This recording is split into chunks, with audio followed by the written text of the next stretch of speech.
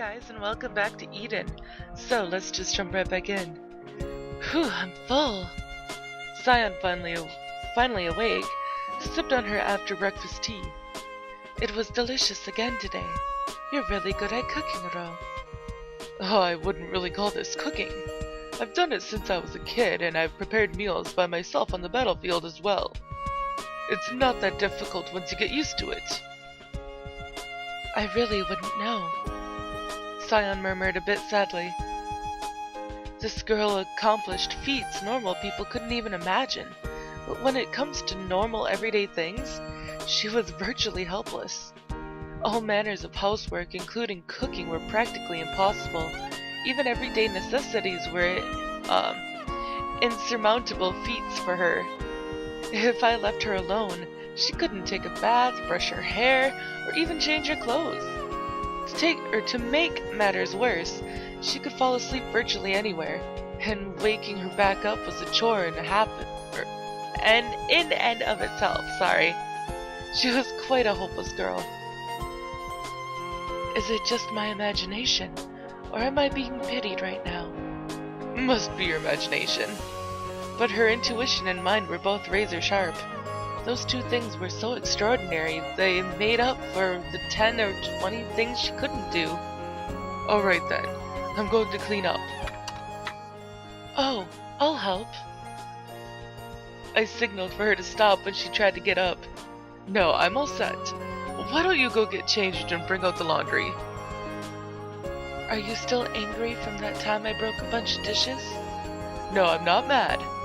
I was sure she could handle something as easy as washing dishes. It was partially my fault for carelessly leaving it to her. But given how hard it was to get new tableware in our current environment, I didn't want Sion to handle fragile items all that much. The weather is just so nice today. Go take the laundry out, I'll be fine. Okay. Sion nodded, still looking displeased. I looked out the window. Look, Sion. It's beautiful out there. The weather really is nice, she softly whispered with delight. Here, Sion could go out under the dazzling sunlight whenever she pleased. She could run as far as she wanted, anywhere her heart led her.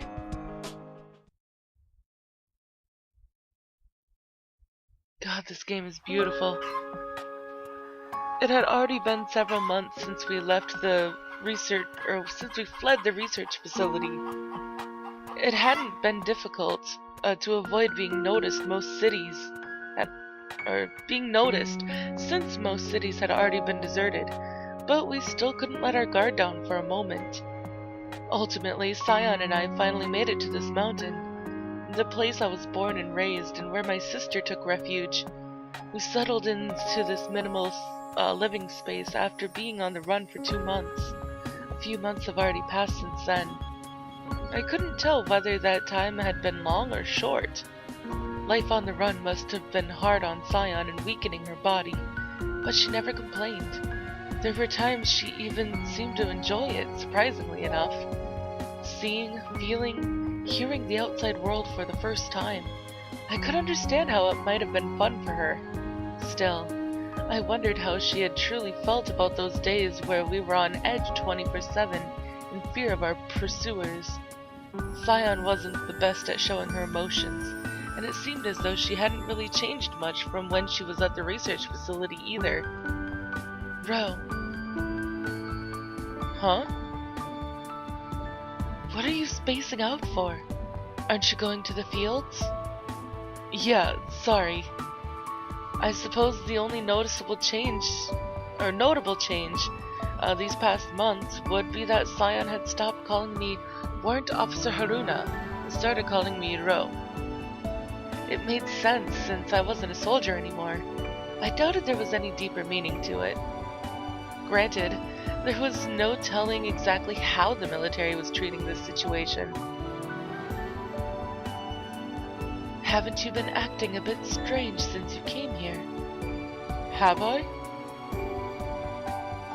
It's probably because I'm back at my childhood home. Maybe I've just lost some steam. It's more like you've been acting a little suspicious lately. Acting suspicious? Blunt as always. Her comments were even trickier to handle since I knew she meant no ill will. Am I wrong? She held down her hair, which swayed in the wind. Come to think of it, one more thing about Sion had changed. At the facility, she always had her hair tied back neatly. Now she was just letting it flow as it pleased. It's nothing really. With the change in environment, it shouldn't come as a surprise if I've changed a little. Really? She peered into my eyes. I couldn't help but be briefly captivated by her crystal clear gaze. Really? It was a lie. You've changed too, haven't you? Your hairstyle and attire. Her long hair fluttered all around her, and that summer dress was very becoming. Though her appearance wasn't the only thing that seemed to have changed. Never mind me. However, she decided not to comment upon her own transformation. She probably figured it didn't matter. We're talking about you right now. Never mind me either. It's nothing, really. I see. Sion nodded slightly. It's fine by me, as long as you're okay with it. She didn't sound very satisfied, but Sion took her eyes off me. Okay, let's go. This is a beautiful shot, actually. Oh my god. Ugh. Yeah. I could never tell what was on Sion's mind, but I suspected she would tell me what I was thinking with pinpoint accuracy.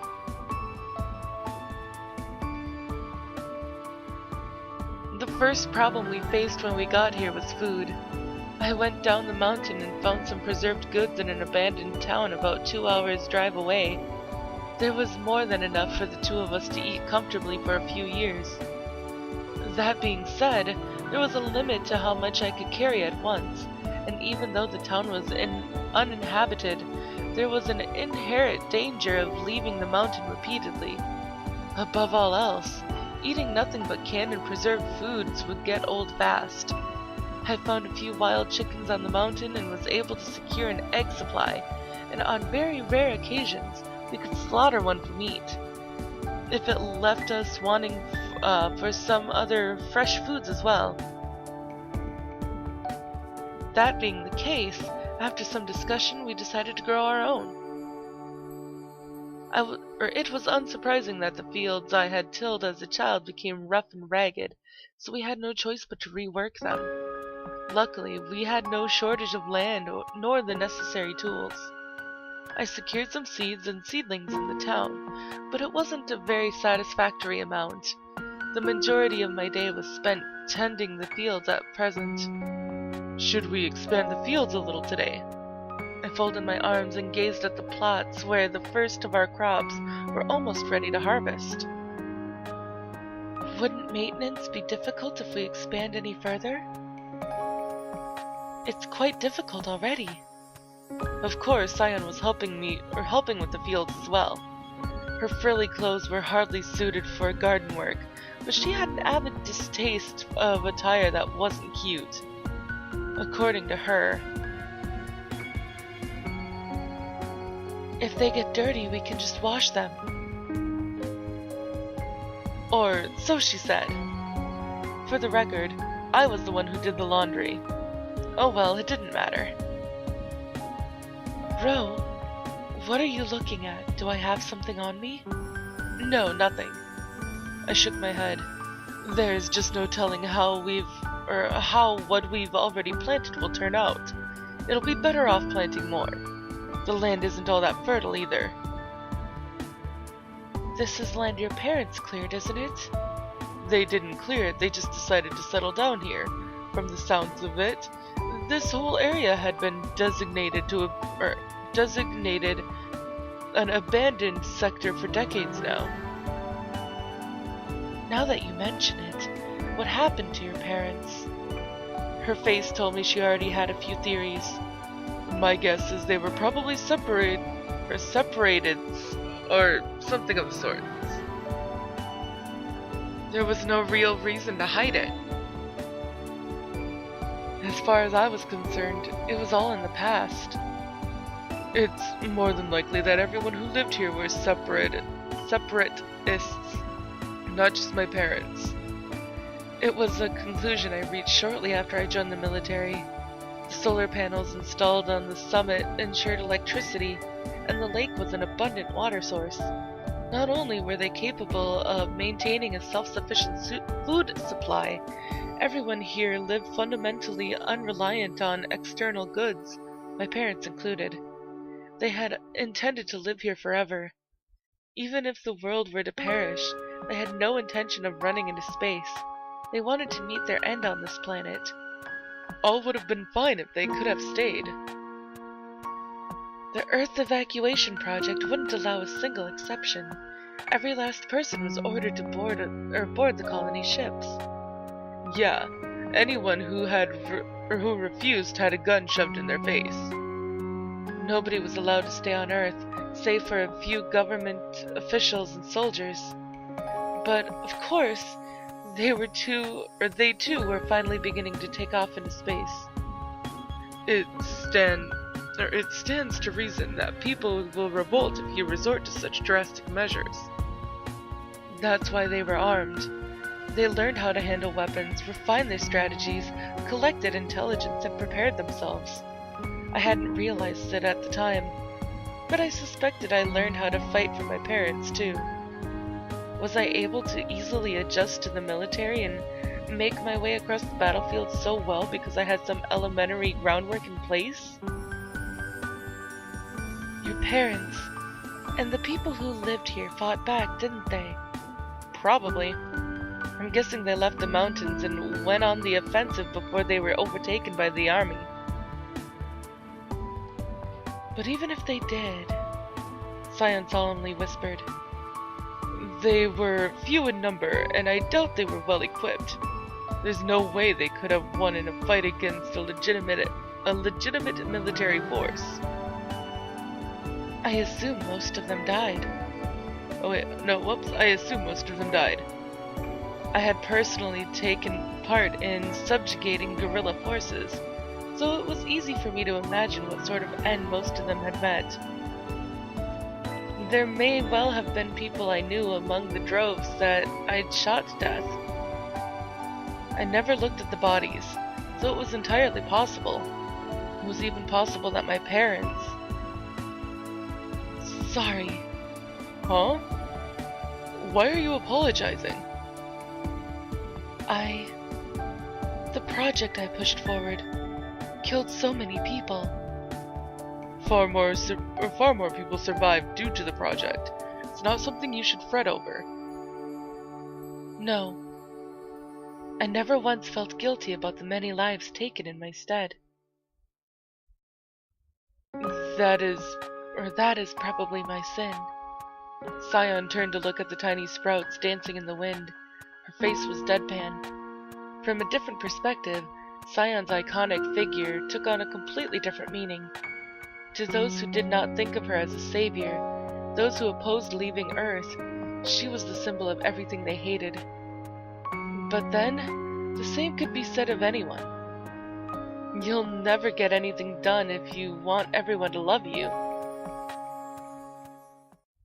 Yeah, isn't that the truth? It's like, tell that to my ex. We returned to the cottage after the sun went down. Sion flopped into her chair, utterly exhausted from helping me expand the fields. Sion, could you at least close your legs? Human legs are made to open. It's a very natural position. Although she sounded worn out as she said it, Sion did bring her knees together. As I'd learned over the past few months, Sion had almost no feminine modesty to speak of. She would change in front of me without batting an eyelash, and didn't even wash her own underwear. It was as if she didn't know how to behave around a man. Not that it matters, but don't fall asleep, Sion. If you're going to sleep, do it after you've eaten and taken a bath. You're so spry, even after all that work. Well then, how about we see just how spry you are? Again? We have to check every day. Scion frowned a bit. I knew she hated being treated like she was sick, but we'd run into problems later if she didn't learn to deal with it.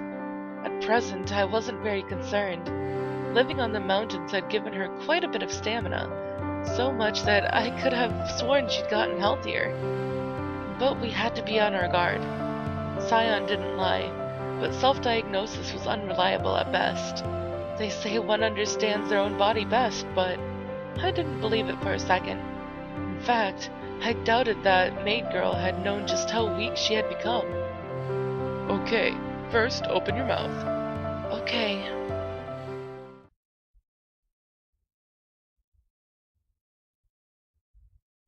Scion went to take a bath after we'd finished dinner. I switched on the old radio I had placed in the corner of the room. Only ear-grating static came out. I tried to wait a little while, but the reception never got any better. I gave up and switched it off. I retrieved several scraps of paper from my pocket. Alicia. Alicia. Notes Alicia had jotted down were folded up and placed inside the radio. They contained checklists for reviewing Scion's condition, different types of medicines for use in emergencies, and other notes related to her care. Alicia hadn't written a single thing about herself. Had she never considered the possibility that she would die? No. If that were the case, these notes would be unnecessary. Did she have some sort of premonition? Hey, Alicia. Am I fit to be your substitute? If there was any justice in the world, Alicia would be by Scion's side right now. Scion may have come along at a very convenient time, since I had just lost my purpose in life. Once I'd taken her somewhere safe, or that I'd at least deemed safe, I again felt a sort of emptiness within me. It was just as Scion said. I had become restless ever since coming here. My life seemed to have lost all purpose. I didn't know what I should do. For the first time in my life, I had more freedom than I knew what to do with.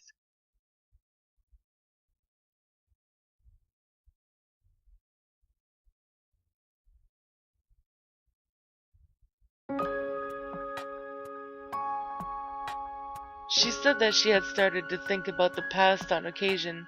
The past? We were sitting on the grassy shore of the lake, enjoying a perfect picnic-like ambiance. When I was still just a child, before the scientist or anything else. There was a faint smile on Scion's face as she gazed out toward the sparkling surface of the lake. Oh, it's so pretty. She seemed to rather enjoy this lake and its pristine waters, and appeared to be in a great mood today. You were born in that research facility, right? As soon as I said it, I wondered if it was alright for me to nonchalantly bring up the research facility. After all, Scion had been imprisoned there for so very long. Don't worry about it. There's next to nothing I consider taboo. At the end of the day, I'm still human. I can at least try and show some tact. If you were so concerned, then you shouldn't have asked in the first place. Were you a genius ever since you were a child? No, quite the opposite. Huh? Felix children are divided into classes and raised according to the results of intelligence tests. Giving the same education to all Felixes would be inefficient. I got the lowest rank, E. You must be kidding. I wouldn't kid about something like that. She smiled, a bit bothered. Yes, she would never lie. Besides, she could easily trick someone like me if so inclined, so there was almost no point in doubting her. The people around me often said that I spaced out, and they couldn't tell what I was thinking. The truth is, my head really was in the clouds. I had absolutely no interest in studying nor people. I gazed out the windows of the research facility, that place once simply called a mansion. Always. The world I saw through the window meant everything to me. I was interested in nothing else. Just looking won't get you anywhere, though. Yeah, I knew that. It's not like I expected anything to come out of it, either. Then, what were you hoping to see out those windows? Most likely. Scion started to say something, but held her tongue. There was a small splash on the lake's surface, and she looked over at it. A fish must have leapt from the water. She moved her lips as she gazed at the tiny ripples. I was captivated by that vista of no more than sea and sky. The sea and the sky. There certainly hadn't been much else around that facility. Although the sea and sky were vast, I didn't think that'd be fun for a child to gaze at. Guess it would be hard to tell what you were thinking. I too thought I was a strange child. And then? Yes? She inclined her head, and her soft hair swayed. But this is all the time that I have for this episode, guys, so if you liked it, please give it a big thumbs up down below. And I will see you in the next video. Bye-bye!